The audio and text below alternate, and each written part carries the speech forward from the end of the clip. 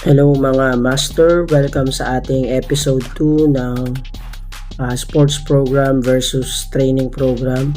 So actually yung episode 1 diniscuss natin yung pinagkaiba ng sports program tsaka ng training program. So ngayon naman yung part 2, pupunta tayo sa training program.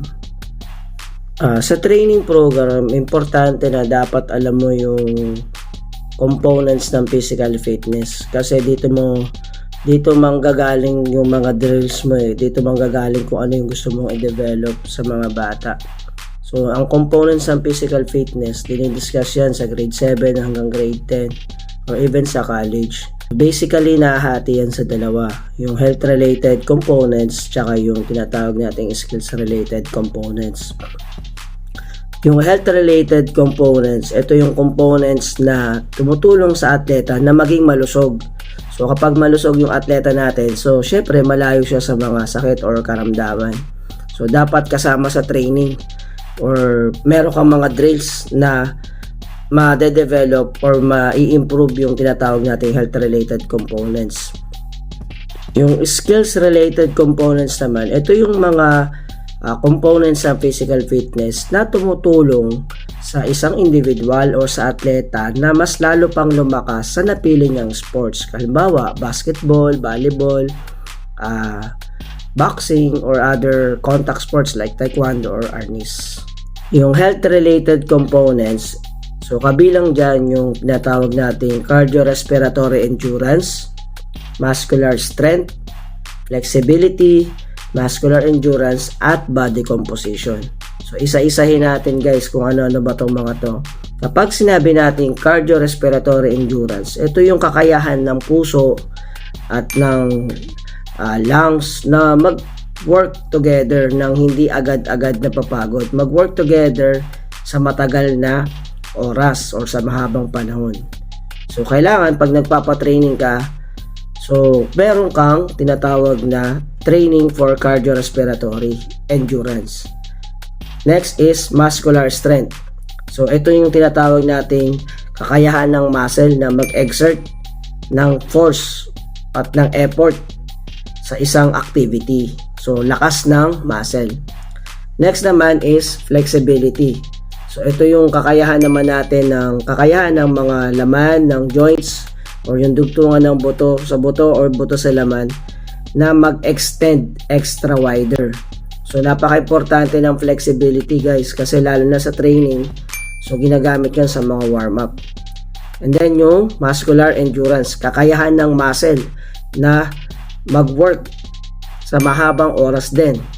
So body composition naman, ito naman yung ratio or amount ng taba, amount ng laman sa isang individual or sa isang atleta. So kapag ikaw ay isang atleta na kinakailangan ng kumilos na mabilis in different directions like basketball, volleyball, so kailangan medyo mababa yung fats na meron ka sa katawan mo kasi pag marami kang fats, syempre mabigat ka. So magiging hadlang yon para kumilos ka ng mas mabilis. So again, yung mga health related components, ito yung mga tumutulong sa atin, sa ating mga atleta na hindi or malayo sa mga karamdaman. So dapat pag nagpapatraining ka, meron kang drills para saan? Para sa cardiorespiratory, muscular strength, flexibility, muscular endurance, at yung sa body composition, dapat hindi siya sobrang taba at hindi rin sobrang payat. Now, yung mga skills related components, eto naman yon: speed, power, agility, balance, coordination, at reaction time. So again, yung mga skills related, ito yung tumutulong sa atleta or sa isang individual na mas lalong gumaling sa sports na sinalihan niya. So yung speed, syempre ito yung kakayahang tumakbo or gumalaw ng mabilis sa isang specific or sa isang direction. Ang power naman, ito yung pinagsamang muscular strength, which is nasa health related components, with speed. So pag meron kang muscular strength at sinama mo ng speed, nagke-create ka ng power. Importante ang power kasi kailangan yan sa pag nag-spike, diba? Or pag nagsa-service, kailangan malakas ka. Then agility, ito yung kakayahan ng katawan na gumalaw sa iba't ibang direksyon. No, sa volleyball, importante yan dahil hindi mo alam kung saan ba talaga naglaland yung bola. So dapat alam mo or dapat develop or meron kang drills training para sa agility. Then balance, ito yung kakayahan na magstay ng equilibrium. Then syempre kakayahan ding ibalanse ang katawan, lalo na kung may pumalo, sobrang lakas. Dapat kaya mo pa rin i-maintain yung posture mo. Okay? So yun yung balance. Yung coordination naman, yung kakayahan ng katawan na magamit yung iba't ibang parts ng body with coordination with the senses, sa mata, sa tenga, o di ba? Kapag papalo, di ba, nakikita mo yung direction ng bola. So dapat coordinated yung body mo dun sa mata mo, sa sense of eyes mo or sense of seeing mo, dahil mahirap i-receive ang bola na hindi mo nakikita, ba? Kumbaga dapat coordinated. Reaction time, guys, ito importante to. Ito yung kakayahan ng katawan mong mag-move at mag-respond in a short period of time, ba? Quick reaction. So sa volleyball, importante yan, lalo na kung mga kunwari bigla nag-drop ball or kaya pag-follow na block, nag-iba yung direction ng bola. So kailangan ng reaction time. Ngayon ang tanong, kailangan ba lahat ng health-related components at skills-related component ay nasa training? As much as possible, dapat kompleto yan. Dapat lahat ng components na yan, meron kang training dyan. Kasi, kumbaga, whole body yung dinedevelop mo eh.